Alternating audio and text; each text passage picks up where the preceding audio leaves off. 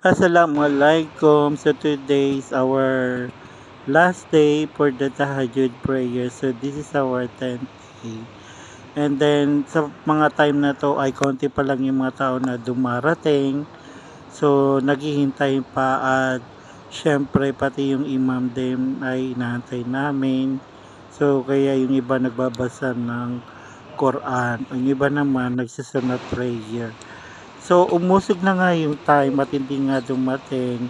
At sabi nung matanda kanina, kahapon tayo yung last 10 days ng Ramadan. So, walang imam na darating for the Tahajjud prayer.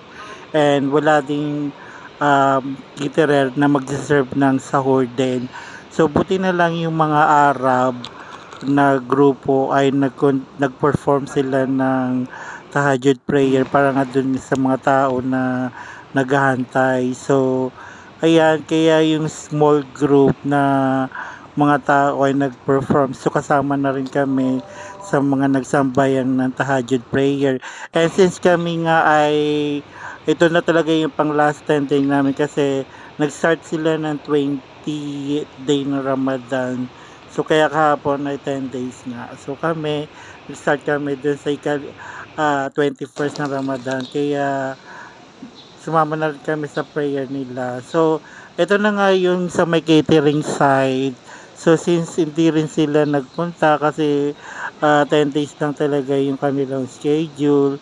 So, ang ginawa namin, after performing the Tahajjud prayer at walang sahur dito, so, umuwi kami sa bahay at doon kami kakain. So, ito po yung time na, yan, pag may catering, so ito binubuksan nila yung ilaw dyan, tsaka mga ceiling fan.